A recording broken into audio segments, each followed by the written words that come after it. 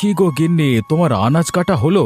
তাহলে আমাকে দিয়ে যেও, তরকারিগুলো এবার রান্না করতে হবে তো।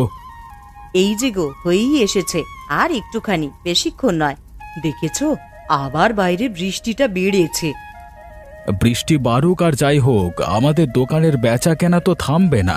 আমাদের সামনের অফিসের সমস্ত কর্মচারী আমাদের দোকানে খেতে আসবে। হ্যাঁ, এটাই একটা ভালো সুবিধা। প্রত্যেকদিন আমাদের খাবারগুলো বিক্রি হয়ে যাবে, নষ্ট তেমন হবে না।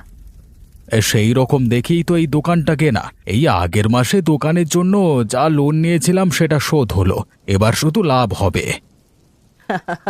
এইভাবেই উন্নতি হোক আমাদের দোকানের, আর উন্নতি হোক আমাদের সামনের অফিসের। যত লোক অফিসে কাজ করবে ততই আমাদের লাভ। এই যে আমার রান্না হয়েছে, তোমার সবজিগুলো এইদিকে দিয়ে দাও। বেশি দেরি করলে হবে না, জল খাবারের সময় অনেকে খেতে আসে। সেই খরিদ্দারগুলো যদি চলে যায় তাহলে আমাদেরই লস। এই নাও গো, ধরো, হয়ে গেছে সব সবজি কাটা। আর এই রোজের বৃষ্টি ভালো লাগে না, বাড়ি যেতে গেলেও ভিজতে হয়। ছাতায় আর পানি আটকায় নাকি? কি আর করা যাবে বলো গিন্নি, তোমার তো কাজ শেষ। তুমি তাহলে বাড়ি যাও। হ্যাঁ, বাড়ি গিয়ে একটু বিশ্রাম নেবে। সেই তো কোন সকালে উঠেছো। হ্যাঁ গো, এখন আমি তাহলে যাচ্ছি। দুপুরে আমি হোটেলে চলে আসব, তখন তুমি বাড়িতে বিশ্রাম করবে, ঠিক আছে? হ্যাঁ হ্যাঁ, ঠিক আছে, তুমি ছাতাটা নিয়ে যাও, সাবধানে যাবে কেমন।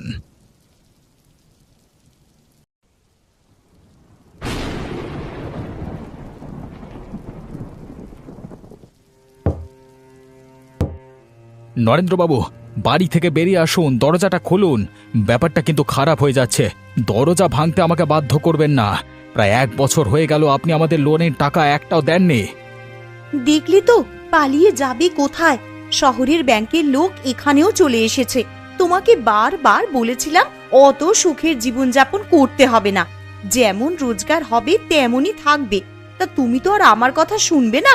লোনের একটা টাকাও দিতে পারিনি। আরে গিন্নি, আস্তে কথা বলো। ওই লোকটা যদি বুঝতে পেরে যায় তাহলে দরজা ভেঙে ফেলবে। চুপ করে বসে থাকো। যখন দেখতে পাবে সারা শব্দ পাচ্ছে না তখন নিজেই চলে যাবে। বাইরে আবার বৃষ্টি হচ্ছে। আজকে তো আর যাবে বলে মনে হয় না গো। অন্যদিন তো এইভাবে আর দরজায় ধাক্কা দেয় না, আজকে যে দরজায় ধাক্কা দিচ্ছে। কি হবে গো আমাদের? আরে কিচ্ছু হবে না আমাদের। তোমাকে তো বলছি একটু চুপ করে বসো, কেন এত ঝামেলা করছো? ও শুনতে পেয়ে গেলে অসুবিধা হয়ে যাবে। এমন কাজ করব কেন যাতে মুখ লুকিয়ে চলতে হয়? তোমায় তো দেখাতে হবে না আমার দিদিদের থেকে আমি অনেক বড় লোক। এখন মনে হচ্ছে ওরা ওদের জায়গায় ঠিকই আছে।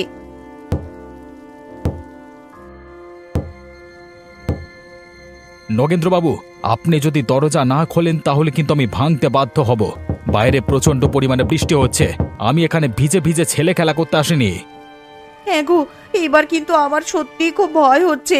যদি আমাদের ধরে ফেলে তাহলে যে পুলিশে দেবে, আমাদের বাড়ি কেড়ে নেবে। গিন্নি, তুমি চুপ করে বসো, কিচ্ছু হবে না। চুপ করে থাকো একদম। ওকে বুঝতে দিও না আমরা ভেতরে আছি।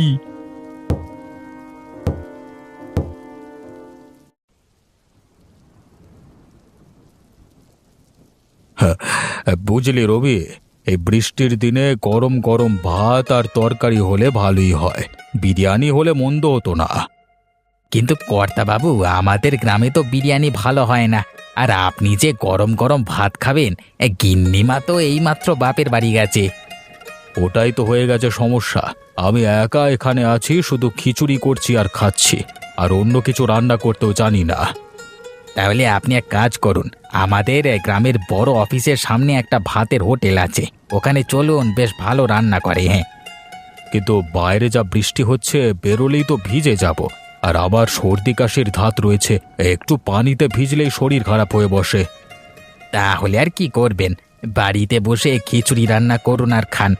আপনি বাড়িতে বসে থাকবেন, রান্নাও করবেন না, আবার বাইরে বেরিয়ে খেতেও যাবেন না, তাহলে আমি আর কি করতে পারি? তোমাকে আর কিছু করতে হবে না। যদি দুপুরের দিকে বৃষ্টি কমে তাহলে ওই ভাতের হোটেলে খেতে যাব। কতদিন গরম গরম ভাত খাইনি। আমার গিন্নিটাও আসতে পারছে না এত বৃষ্টির কারণে। কি আর করবেন বাবু, সবই কপাল। কি আর করা যাবে, দেখি দুপুরের দিকে এবার কি হয়।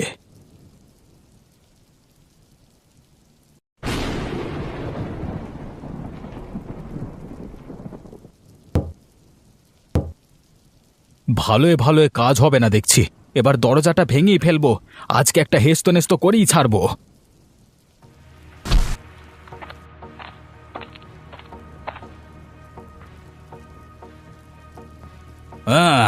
আমি ঠিকই ধরেছিলাম। ভেতরে ঘাপটি মেরে বসে আছে নগেন্দ্র। চল চল আমার সাথে। তুই টাকা দিবি কি না দিবি সেটা আমি বুঝে নেব। আপনি আপনি আমাদের আর কয়েকটা দিন সময় দিন, আমরা আপনাদের সব টাকা দিয়ে দেব। দয়া করে ওনাকে কোথাও নিয়ে যাবেন না। 1 বছর ধরে শুনছি এই কথাটা, আমি আর বিশ্বাস করব না। আপনারা এক্ষুনি চলুন এই গ্রামের মোড়ল মশাইয়ের বাড়িতে, না হলে পুলিশ ডাকতে বাধ্য হব। না না, পুলিশ ডাকতে হবে না। আমি যাচ্ছি মোড়ল মশাইয়ের বাড়িতে। আপনি যেমনটি বলবেন তেমনটি হবে। এবার কটা দিন সময় দিলে আমি বাকি সব টাকা মিটিয়ে দেব। আমি ওসব কিছু জানি না। আজকে লিখিত একটা বন্দোবস্ত করেই ছাড়বো। 1 বছর ধরে শুনছি এরকম কথা। আসলে আমার স্বামীর চাকরি চলে গেছে। শহরে থাকতাম আমরা, তবে বেশি টাকার চাকরি ছিল না। পুরোটাই আমার স্বামীর দোষ যে এত টাকা লোন নিয়ে আরামদায়ক জীবন যাপন করছে। তবে আমরা শোধ করে দেব। সেসব তো পরের কথা। আগে চলুন মোড়ল মশাইয়ের বাড়িতে। ব্যাংক আমার উপর চাপ দিচ্ছে আর আপনি পালিয়ে বেড়াচ্ছেন। চলুন আমার সাথে। হ্যাঁ যাচ্ছি যাচ্ছি, চলো মোড়ল মশাইয়ের বাড়িতে। আমি আপনাকে নিয়ে যাচ্ছি, চলুন চলুন।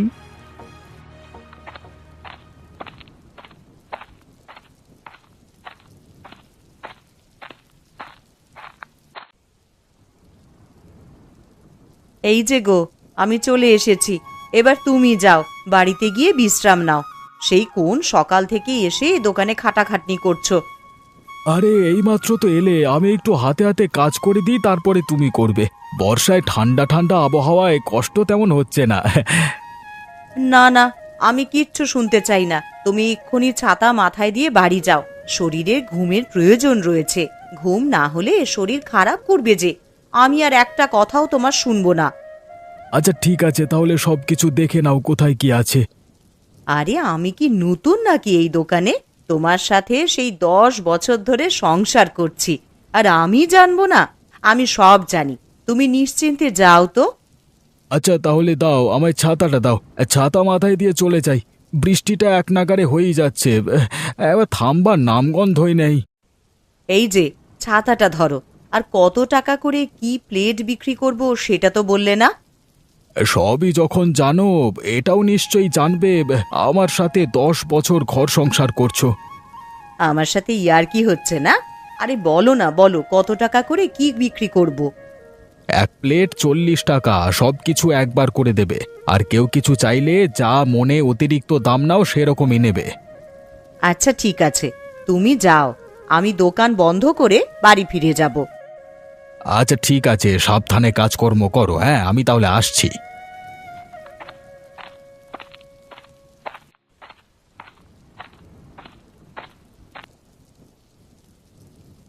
কি ব্যাপার, এই দুপুরবেলায় তোমরা এখানে? নগেন্দ্র, কিছু হয়েছে নাকি? মোড়ল মশাই, আমি আপনাকে বলছি। আমি তো আপনাকে চিনি না, আগে আপনার পরিচয়টা দিন। আমার নাম পঙ্কজ, শহরের ব্যাংকে চাকরি করি। এই নগেন্দ্রবাবু 1 বছর আগে ব্যাংক থেকে প্রায় 25,000 টাকা লোন নিয়েছিলেন। এখন একটা টাকাও দেওয়ার নাম নেই, তাই আমি ওনাদের বাড়িতে এসেছি। মোড়ল মশাই, আপনি ওনাকে বলেন না আর 2 মাস আমার সময় দিতে। আমি সব টাকা দিয়ে দেব। আমার চাকরিটা চলে যাওয়ায় আমি কিছু করতেও পারছি না। আবার এই বর্ষাকাল। মোড়ল মশাই আমাদের মুখের দিকে একবার তাকান। আপনি আমাদের সাহায্য করেন একটু। আচ্ছা পঙ্কজবাবু, আপনি ওনাকে 2 মাস সময় দিন। তারপর যদি না টাকা দাও, তখন আপনি আপনার কাজ করবেন, কেউ বাধা দেবে না, আমি আপনাকে কথা দিচ্ছি। 2 মাস পর যদি আমার টাকা না পাই, তাহলে কিন্তু আপনার বাড়ি বন্ধ হবে। আমরা তালা দিয়ে চলে যাব, তারপর বাড়ি নিলামে উঠবে। এবার যা দাম হবে আমরা নিয়ে নেব। এবার কি আমাদের ঘর ছাড়া হতে হবে? কি যে হবে আমাদের, বিধাতা এখন তুমি ভরসা। ধন্যবাদ মোড়ল মশাই, সাহায্য করবার জন্য। এখন আমি যাই। 2 মাস পর আপনার কাছে আসব। আর নগেন্দ্রবাবু 2 মাস পর এখানে টাকা নিয়ে চলে আসবেন। আচ্ছা ঠিক আছে। নগেন্দ্র, তোমার জন্য আমি তোমার সময় বাড়িয়ে দিয়েছি। মান সম্মান যেন ডুবেও না। 2 মাস পর টাকাটা যেন চলে আসে। জানি না কি হবে। এবার মনে হয় রাস্তায় ভিক্ষে করতে হবে। তাহলে এখন যাই মোড়ল মশাই।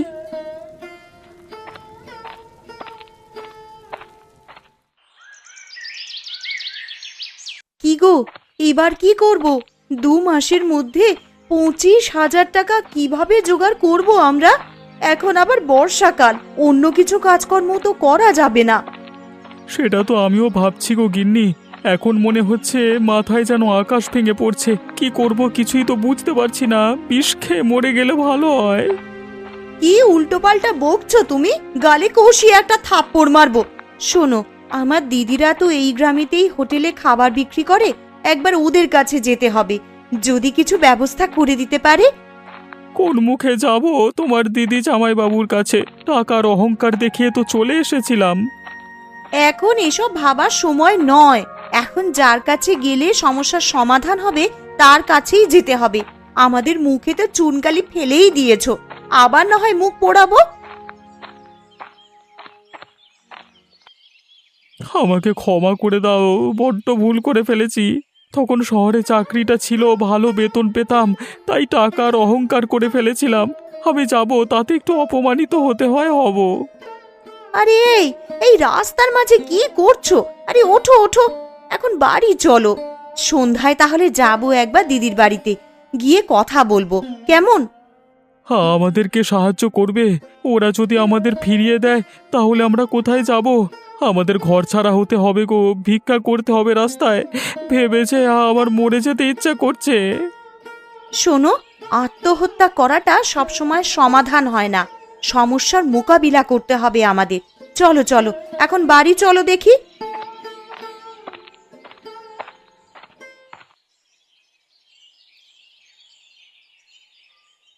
আমি এসে গেছি। ও, তুমি শুয়ে পড়েছো? তা ভালোই করেছো। আরে আরে, তুমি চলে এলে, কটা বাজে গো? তোমাকে ছাতাটা দিয়েও আসা হলো না। আরে আরে, অত তাড়াহুড়ো করো না, আমার বেচাকেনা হয়ে গেছে বলেই চলে এলাম আমি। বিকেল হলো তো, আর বাইরে বৃষ্টি পড়েনি এখনো। ভোরবেলা থেকে এত খাটাখাটনি হচ্ছে তো, তাই চোখটা লেগে গিয়েছিল, আর উঠতে পারিনি গো। আরে আমি বুঝি গো, বুঝি, এই রকম হয়। তার জন্যই তো আমি তোমায় কিছু বলিনি, আর রাগও করিনি। তুমি যে আমার দুষ্টু মিষ্টি ভালো বউ, তোমার মতো বউ হয় না। কি যে বলো না, আমার লজ্জা করে। এই যে আজকে এতগুলো টাকার রোজগার হয়েছে। আরে ও তো অনেক টাকা গো, আজকে এত খাবার বিক্রি হয়েছে। আমি তো ভাবলাম আজকে তেমন বিক্রি হবে না, সারা দিন ঝমঝম করে বৃষ্টি পড়ছে। আজকে বৃষ্টি হচ্ছে বলে দোকানের সামনের অফিসের সবাই আমাদের দোকানের গরম ভাত খেয়েছে। বাড়ি থেকে আনা ঠান্ডা খাবার কেউই খায়নি। ঠিক আছে, তুমি এক কাজ করো, আমি এই টাকাগুলো গুছিয়ে রেখে দিচ্ছি। অনেক খাটাখাটনি হয়েছে, তুমি একটু বিশ্রাম নাও। কিন্তু বাড়ির যে কাজগুলো বাকি আছে সেগুলো? আরে ওসব নিয়ে একদম তোমাকে ভাবতে হবে না। এই বাসনপত্রগুলো ছিল, আমি পরিষ্কার করে দিয়েছি। জানি তোমার এতে কষ্ট হবে, যাও তুমি একটু বিশ্রাম করো। সত্যি গো, এইরকম জীবনসঙ্গী পাওয়া ভাগ্যের ব্যাপার। অনেক ভাগ্য করে তোমায় পেয়েছি। ঠিক আছে, আমি তাহলে ঘরেই গেলাম।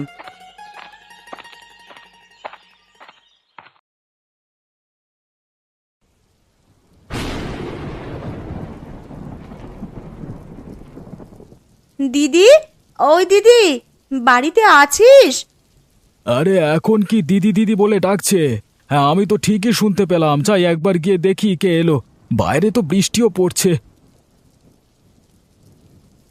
কোথায় রে সব? বাড়িতে নেই নাকি রে দিদি? আরে তোমরা, আরে এসো এসো, ভেতরে এসো। বৃষ্টিতে বাইরে দাঁড়াতে হবে না।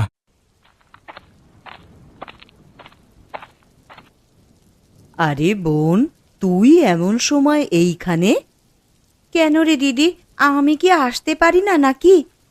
আরে না রে বোন, ওই সব কিছু নয়। তুই দিদির বাড়ি আসবি, এতে আবার আপত্তি থাকার কি আছে?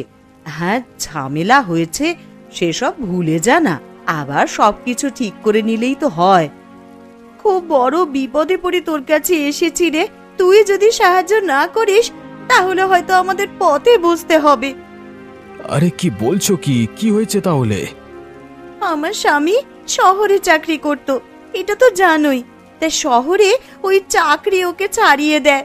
ওর আবার 25,000 টাকা লোন নেওয়া ছিল ব্যাংক থেকে, সেটাও শোধ করতে পারে না এই 1 বছর ধরে। সেদিন ব্যাংকের লোক বাড়িতে এসে হুমকি দিয়ে গেছে। মোড়ল মশাইয়ের কাছে গিয়ে একটা কেলেঙ্কারি ঘটলো। আগামী 2 মাসের মধ্যে যদি টাকা দিতে না পারি তাহলে আমাদের বাড়ি ছাড়তে হবে। না না, আমরা তো এখনো আছি, চিন্তা করো না। আচ্ছা, তুমি কি কিছু রান্না করতে জানো? মানে সাধারণ নয়, ভালো কিছু। আমার তো এখন তেমন কিছু মনে পড়ছে না, আসলে মাথায় চিন্তা ঘুরছে তো। হ্যাঁ, আমার স্ত্রী কচু শাকের বিরিয়ানি রান্না করতে জানে। আরে বাস, তাহলে তো হয়েই গেল। তোমরা আমার দোকানে কাজ করো, হ্যাঁ, কচু শাকের বিরিয়ানি রান্না করবে। এমনিতেই সচরাচর বিরিয়ানি কেউ রান্না করতে জানে না। বিক্রি হবে আমাদের দোকানে থাকলে আশা করছি 2 মাসের মধ্যে অনেক টাকায় রোজগার হবে। তারপর যা লাগে আমি দিয়ে দেব, পরে আমাকে দিয়ে দিও। জামাইবাবু, আপনাকে অসংখ্য ধন্যবাদ এই দুর্দিনে আমাদের পাশে থাকার জন্যে। তাহলে আমি কালকে সকালবেলাই আপনার দোকানে পৌঁছে যাব। তাহলে চলি আজ। হ্যাঁ হ্যাঁ হ্যাঁ, বেরিয়ে যান, তাড়াতাড়ি বেরিয়ে যান, বৃষ্টিটা আবার বাড়লো বলে।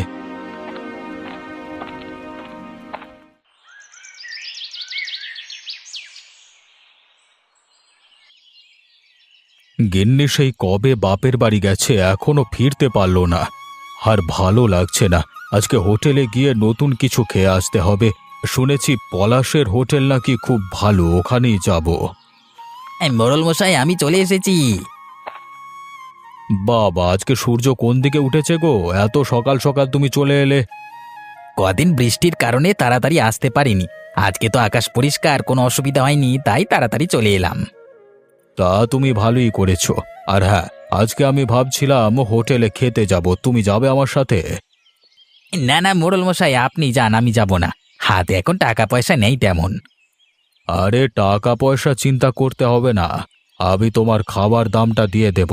এবার তো তাহলে যাবে নাকি? হ্যাঁ একদম। তাহলে পলাশ দাদার হোটেলে চলুন, ওখানে রান্না খুব ভালো হয়, অনেক ভিড়ও হয়। আমিও ওটাই ভাবছিলাম। তাহলে আজকে দুপুরবেলায় তুমি আর আমি পলাশের হোটেলে ভাত খেতে যাব। আচ্ছা, ওখানে কি কি রান্না হয়? ওখানে নিরামিষ ভাত হয়, আর আপনি যদি আমিষ খেতে চান তাহলে মাছ, মাংস, ডিম পাওয়া যায়। আচ্ছা ঠিক আছে, গিয়ে দেখি যেটা ভালো লাগবে সেটাই খাবো। আর আপনি আমাকে যা খাওয়াবেন আমি সেটাই খাবো, কারণ আমার কাছে তো টাকা নেই। আরে আমি যেটা খাবো সেটাই তুমিও খাবে। হ্যাঁ, এখন ভেতরে চলো, দেখি কাজ করতে হবে। তাড়াতাড়ি এসেছো, ভালোই হয়েছে।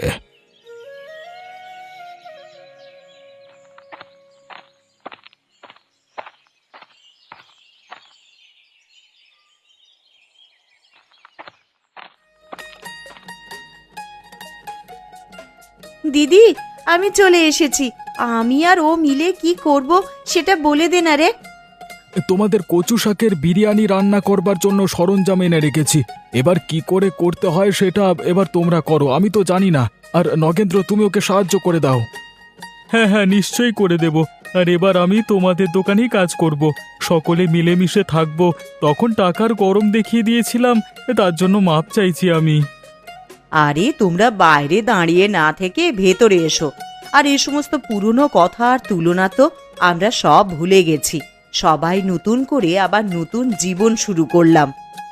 একদম ঠিক বলেছ গিন্নি। হ্যাঁ, আগের কথা মনে রেখে লাভ কি, ঝামেলা ছাড়া কিছুই হবে না। তাহলে আমরা কচু শাকের বিরিয়ানি রান্না শুরু করে দিই। বেশি কিছু লাগবে না, এই কচু শাক আমি কেটে দিচ্ছি, তুমি শুরু করো গিন্নি, শুরু করো। সবকিছু হিসেব করে দেখলাম, তুমি 1 প্লেট কচু শাকের বিরিয়ানি 50 টাকায় বিক্রি করতে পারবে, মোটামুটি একটা লাভ হবে।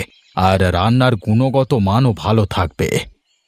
আচ্ছা জামাইবাবু, আপনি যেমন বলবেন তেমন হবে। অনেক কষ্ট দিয়েছি, আর কষ্ট দিতে চাই না কাউকে। এবার আমরা সকলে মিলে আনন্দে থাকব, সুখী হব।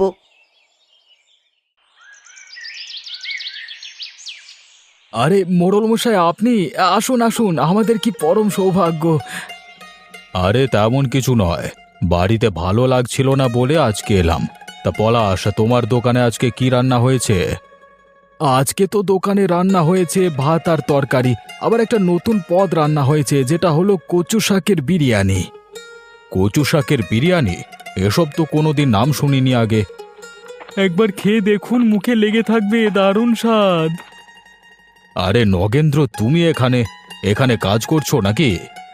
আগে হ্যাঁ মোড়ল মশাই, আমি পলাশবাবুর দোকানে কাজ করছি। আর এই কচু শাকের বিরিয়ানি রান্নাটা আমরা করেছি, অর্থাৎ সবাই মিলে করেছি। উনি আমার জামাইবাবু হন। লোনের টাকাটা তো ফেরত দিতে হবে, গায়ে গতরে না খাটলে কি করে হবে বলুন তো? হ্যাঁ, ঠিক সিদ্ধান্তই নিয়েছো। আমি বলবো একদম ঠিক। একজন বীর পুরুষ হলে পালিয়ে বেড়ায় না, সংগ্রাম করে। আচ্ছা মোড়ল মশাই, আমি আপনার জন্য কচু শাকের বিরিয়ানি নিয়ে আসছি, আপনারা কথা বলুন কেমন?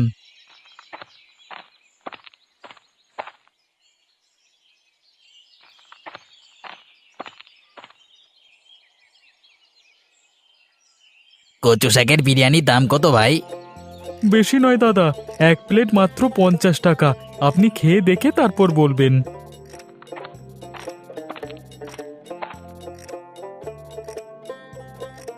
এই যে আপনাদের গরম গরম বিরিয়ানি, একবার খাবেন আর ফিদা হয়ে যাবেন। হ্যাঁ, এটা আমি বলে দিচ্ছি, যেখানে বিরিয়ানির দাম 70 টাকা, সেখানে আমরা দিচ্ছি 50 টাকায়, তাও আবার কচু শাকের স্পেশাল বিরিয়ানি।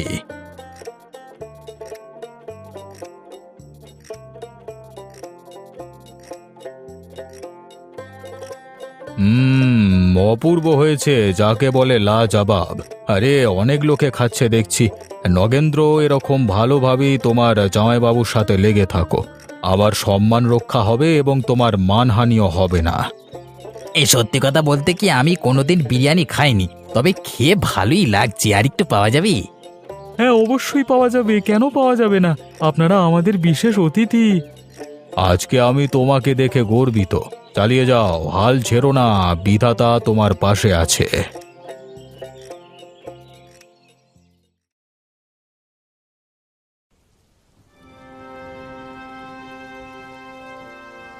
কি মোড়ল মশাই, আপনার সেই বিশ্বাসের লোকটি কোথায়?